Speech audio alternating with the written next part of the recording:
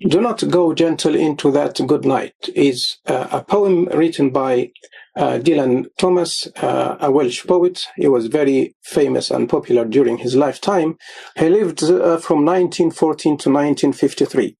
The poem we shall discuss today, Do Not Go Gentle Into That Good Night, he wrote in 1947 while he was visiting Florence with his family. But the poem was published in 1951, and when he sent, after writing the poem, he sent it to one of his friends with this note. He wrote to his friend, "The only person I can't show the little enclosed poem is, of course, my father, who doesn't know he's dying."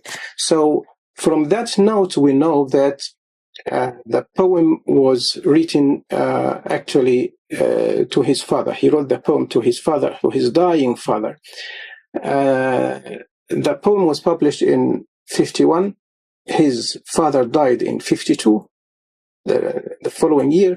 And Dylan Thomas himself died in 1953 when he was in New York City in America, giving some poetry recitals. He fell into a coma, and because of his heavy drinking, he was taken to the hospital, and the doctor there diagnosed his case as brain damage because of heavy drinking. He was known to be a heavy drunkard.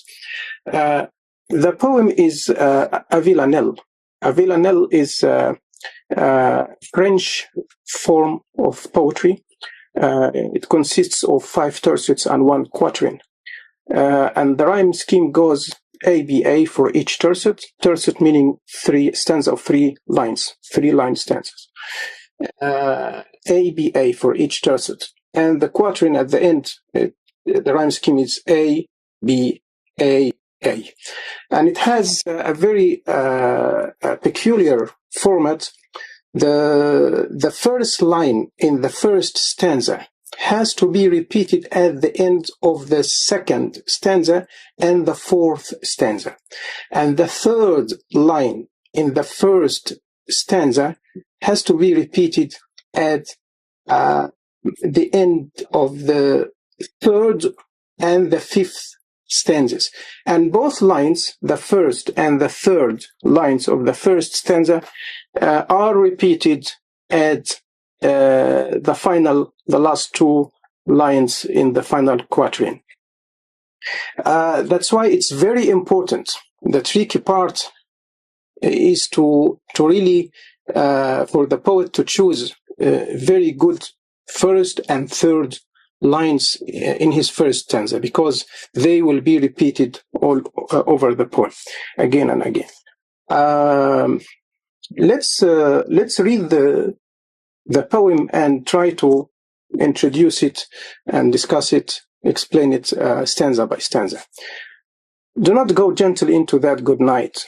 Old age should burn and rave at close of day. Rage, rage against the dying of the light. He's saying to his father, do not go gentle into that good night. Good night here is death, of course.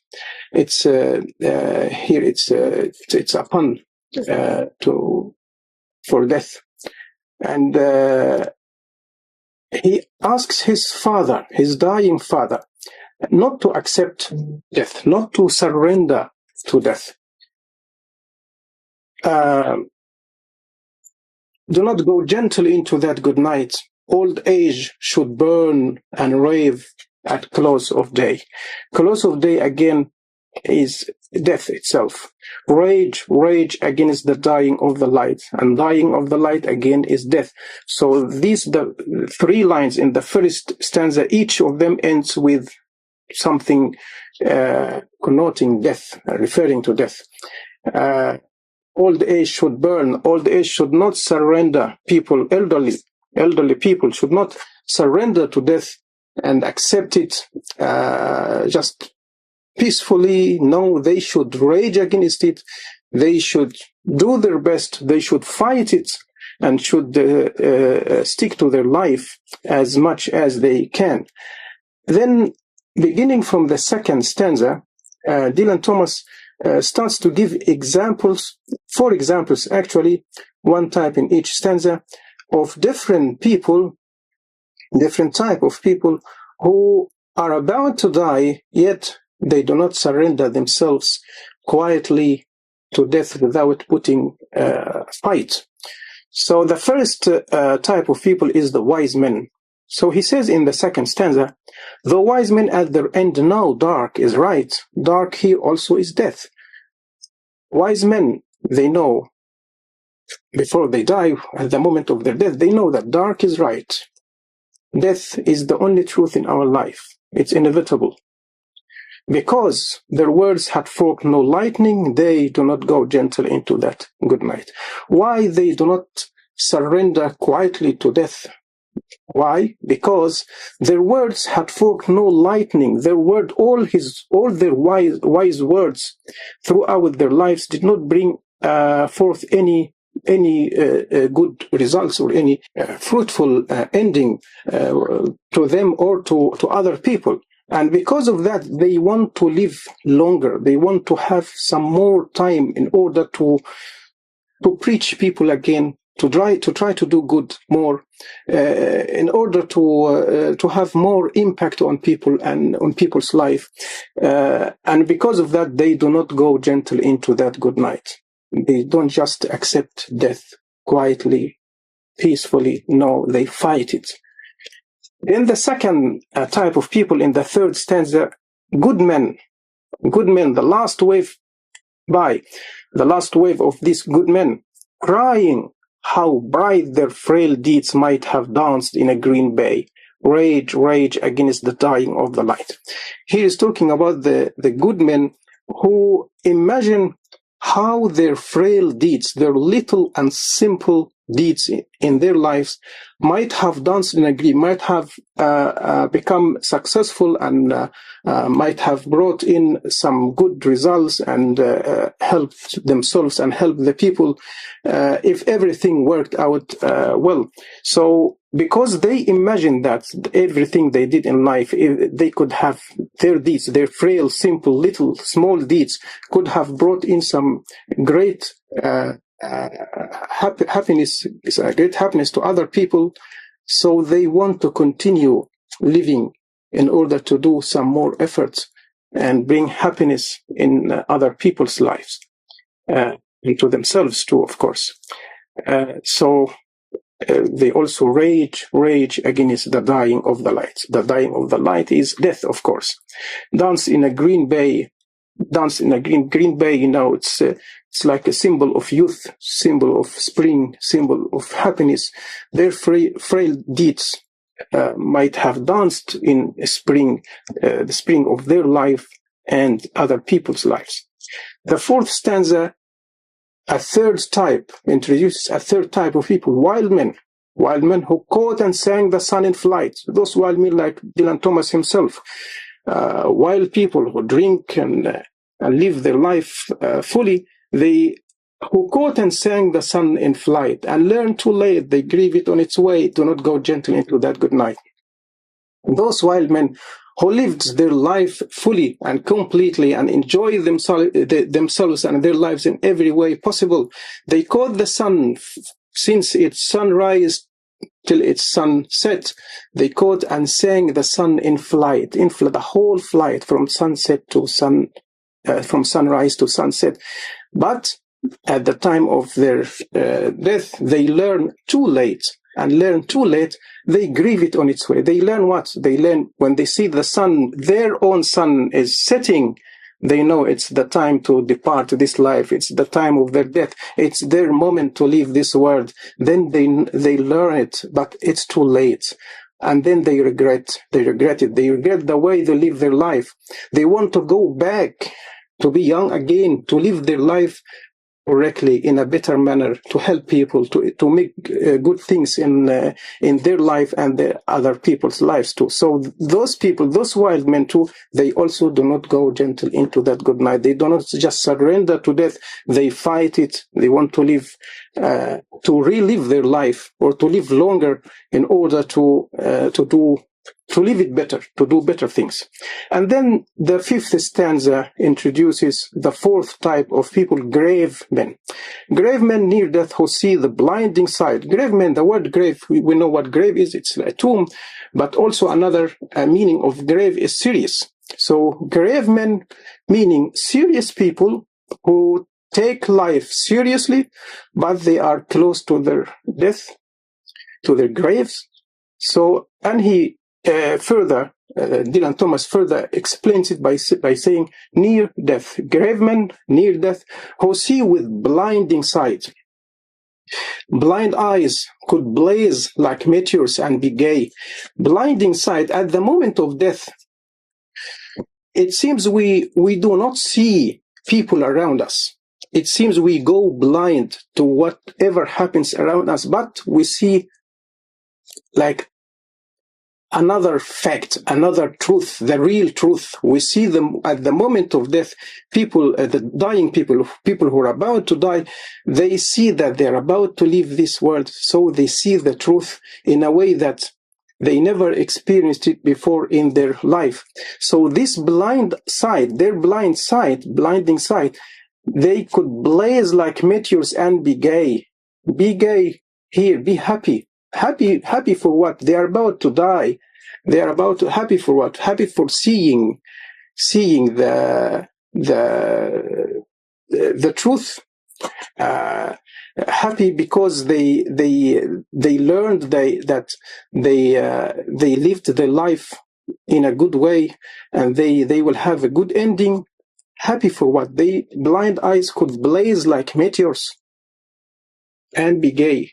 Or happy because they imagine how they could have lived their life differently and introduce better things in life.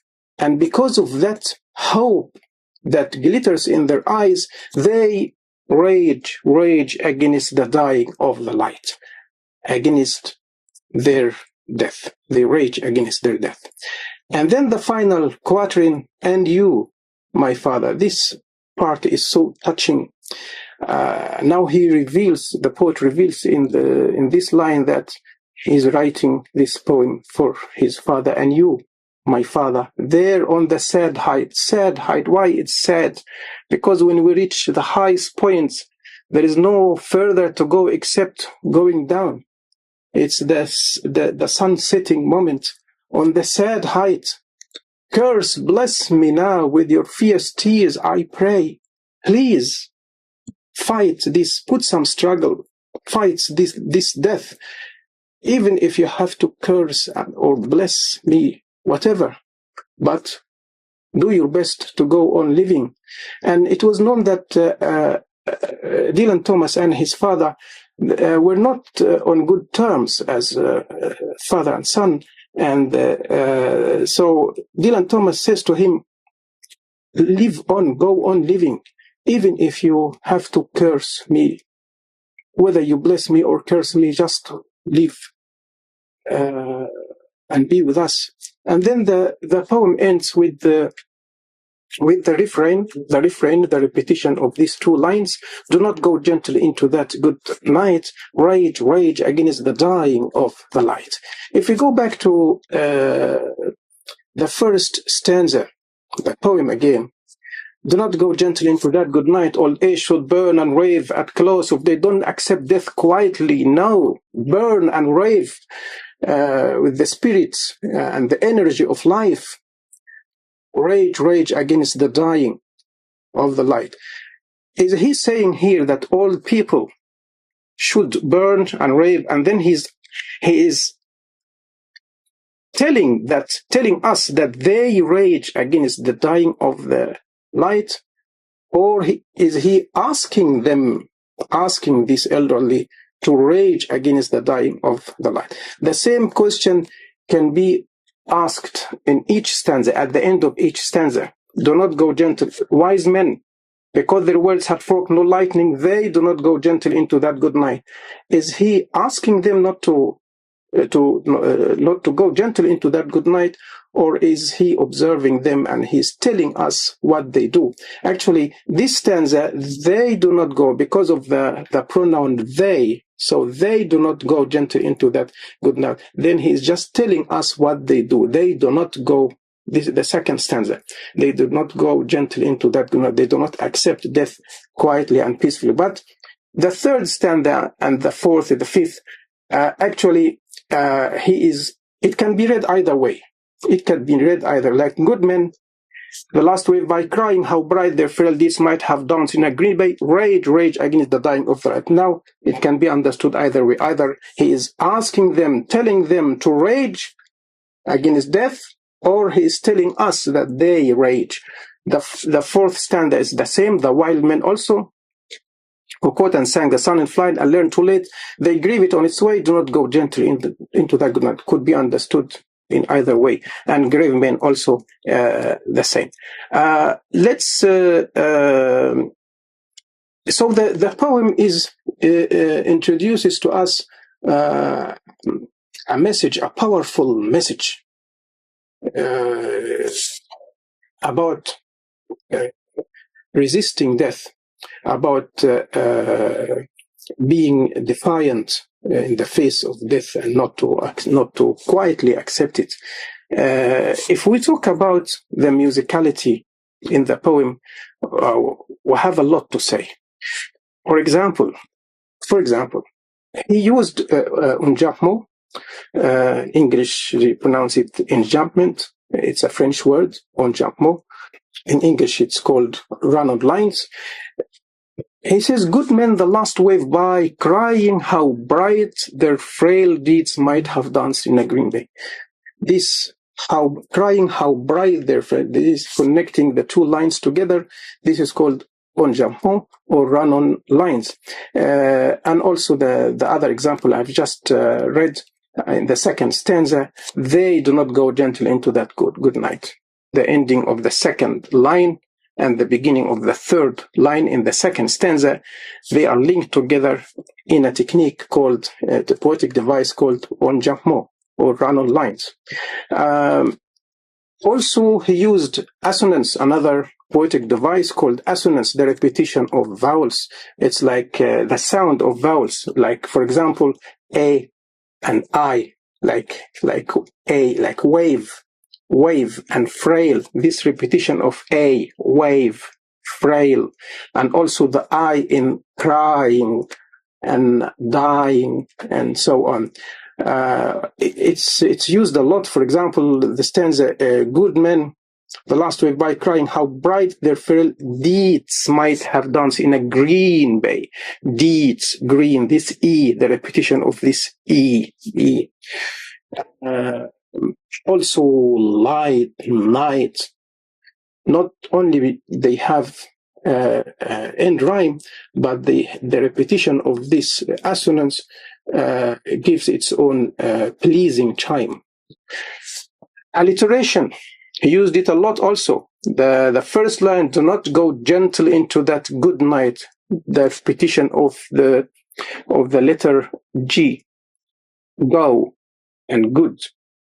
Go. Alliteration is the repetition of the first letter of the word. Also, deeds and danced. Their frail deeds might have danced in a green bay. Deed and danced. The repetition of the letter D is also alliteration. And also, wild men who caught and sang the sun in flight. Caught and sang the sun. The repetition of the letter S. Alliteration. And learn too late. The repetition of the letter L. Grave men near death who see with blinding sight, blind eyes could blaze like meteors and be gay. The repetition of the letter B. Blind eyes could blaze like meteors and be gay. Okay. Of course, light and dark, he used a lot the words light and dark, symbols of life and death. And he referred to death in several ways in this poem. A good night, it's a pun. It's saying good night, going to sleep. And it means death because it's the major sleep, that means death. Close of death is euphemism for death. Again, like meteors, whenever we see the word like, then we know whatever comes after it is simile. And this is the difference between simile and metaphor. When you see like, then it's simile. No like, no the word like, then it's metaphor. The word lightning, it's create a vivid image, and words like bright and danced, green bay, all these words, they bring to our mind the image of spring and full of energy and hope. Words like curse, bless, coming right one after another, this is paradox or oxymoron. In curse, bless me in the final stanza, and you, my father, there on the sad height, curse, bless me now with your fierce tears, I pray. Curse, bless me. He wants his father to live no matter what. No matter how much he suffers, no matter what, he wants his father. Of course, we can understand the humanitarian reason behind it. We can understand his personal feelings. But is the message of the poem acceptable? If someone knows that he's about to die, and no matter what, he is dying, it's a matter of time, and that person suffers a lot, should that person accept death peacefully? Should that person embrace death peacefully, quietly? Or should he still fight it, resist it, and try to stick to life as much as possible? The poem is about death and how we should face it. Should we face it with resistance, or should we face it peacefully and quietly? Of course, different people will have different opinions. Some people may support euthanasia, for example, and they would rather prefer this quick death. Some other people they don't accept that, and they consider it like this quick death. They consider it like committing a murder. It's like slippery slope that will lead to a lot of other wrong deeds and crimes. So the question is still open and is still debated. How should we accept death? Should we accept death peacefully, quietly, or should we resist it? And some other people may ask, why he's calling death good night? If he expects us to rage against it, why should we rage against something that he describes as good? Well, first of all, I think we should look at it as good night, meaning someone who's going to sleep. This is the final sleep. So that's why it's a pun. This good night here refers to death. It's not just someone going to sleep. No, it also refers to death. Someone is going to his final sleep. We should understand it this way. This is one way. The other thing, if we understand it literally as just good night, meaning beautiful, peaceful night, it's not that Dylan Thomas is saying this is death is bad and we should reject. No, he wants to say that it's inevitable. It's the only truth in our life. This is the ending. Wise men know that this is the ending. This is the end of the day. We all face it.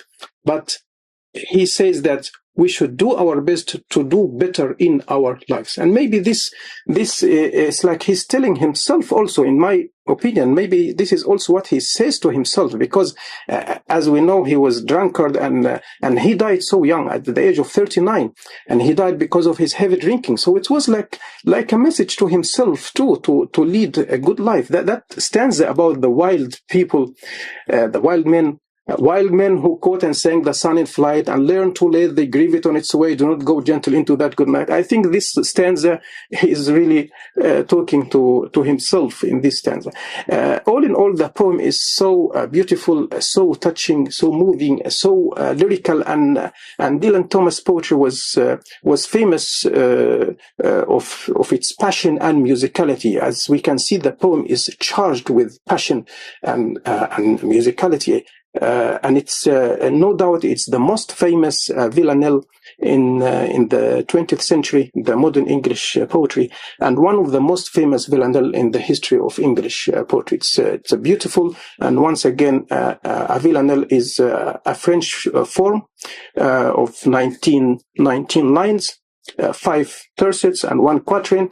The first line is repeated at the end of the second and the fourth stanza, and the third line in the first stanza is repeated at the end of the third and the fifth stanzas, and both lines, the first and the third of the first stanza, are repeated at the end of the final quatrain. So, and the rhyme scheme is ABA for each tercet and ABAA for the final quatrain. That's all for today, and see you soon, and peace to you all. Do not go gently into that good night. Old age should burn and rave at close of day. Rage, rage against the dying of the light. Though wise men at their end know dark is right, because their words had forked no lightning, they do not go gently into that good night. Good men, the last wave by, crying how bright their frail deeds might have danced in a green bay. Rage, rage against the dying of the light. Wild men who caught and sang the sun in flight, and learned too late, they grieve it on its way. Do not go gently into that good night. Grave men near death, who see with blinding sight, blind eyes could blaze like meteors and be gay. Rage, rage against the dying of the light. And you, my father, there on the sad height, curse, bless me now with your fierce tears, I pray. Do not go gently into that good night. Rage, rage against the dying of the light. فكر في واجبك كما تفكر في حقك، واعمل طلبا للإتقان لا طلبا للشهرة والجزاء، ولا تنتظر من الناس أكثر مما يحق للناس أن ينتظروه منك.